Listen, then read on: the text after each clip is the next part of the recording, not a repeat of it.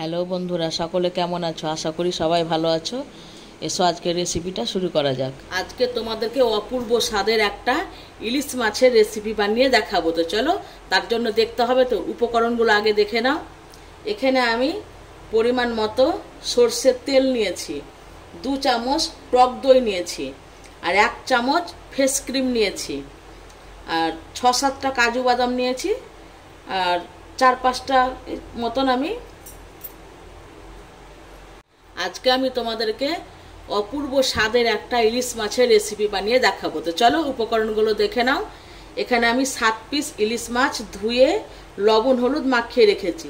পরিমাণ মতো সর্ষের তেল নিয়েছি, 2 চামচ টক দই নিয়েছি, 1 চামচ ফেস ক্রিম নিয়েছি, 6-7টা মতন কাজু বাদাম নিয়েছি, 6-7টা মতো কিশমিশ নিয়েছি, আর 1.5 চামচ সর্ষে নিয়েছি, আর 2.5 চামচ পোস্ত নিয়েছি।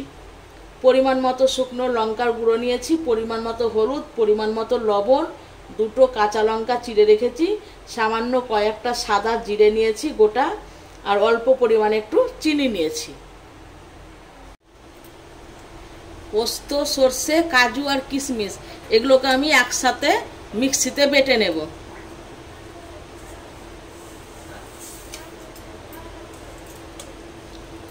প্রথমে শুকনোই ঘুরিয়ে নেব, তারপরে তখন জল দিয়ে বাটবো। দেখো মিক্সিতে আমি একসঙ্গে সব বেটে নিলাম। চামচ সর্ষের তেল দিয়েছি, তেল গরম হয়ে গেছে। ওই তেলের মধ্যে আমি মাছগুলোকে দিয়ে দিচ্ছি। এগুলো বেশি ভাজবো না, সামান্য ভেজেই আমি উঠিয়ে নেব। মাছগুলোকে এবার আমি উল্টে দিচ্ছি।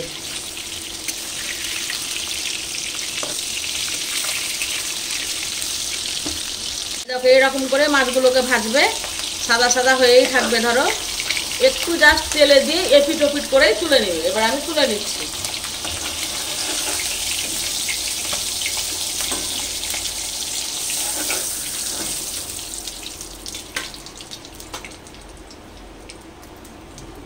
আবার ওই তেলের মধ্যে আমি দিয়ে দিচ্ছি। আমি দুবারে ভেজে নিলাম।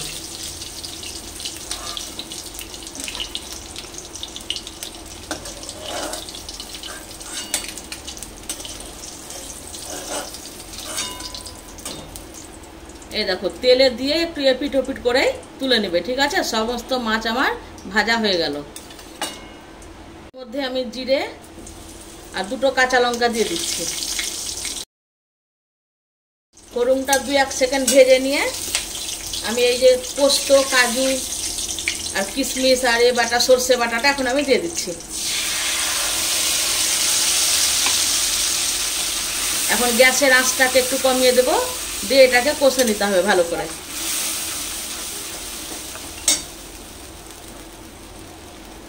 আর এখানে সামান্য চিনি, পরিমাণ মতো লবণ, হলুদ আর লঙ্কার গুঁড়ো দিয়ে দিচ্ছি।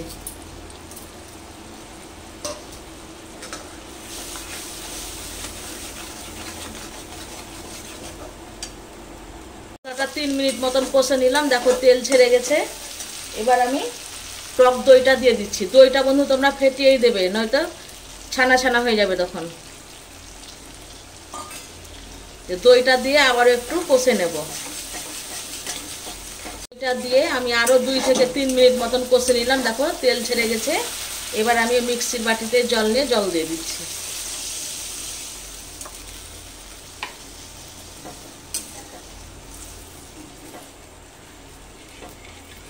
ঝোলটা একটু ফুটে উঠলে আমি মাছগুলোকে ছেড়ে দেব।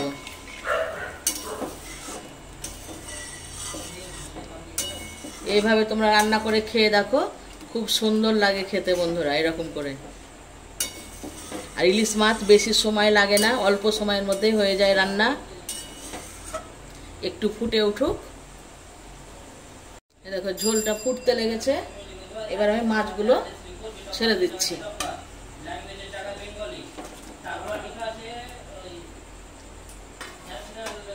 ঝোলে আমি ডুবিয়ে দিচ্ছি। একটু ফুটে উঠলে তখন নামিয়ে নেব। এই সময় আমি এখন 1 চামচ সরষের তেল দিয়ে দিলাম। দিয়ে ফেস ক্রিমটা দিয়ে দিচ্ছি। এখন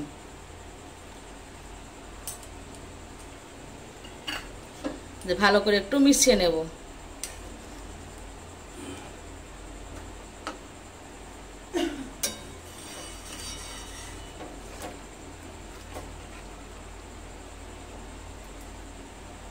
ঝোলে দিয়ে 10 মিনিট মতন ফুটিয়ে নিলাম।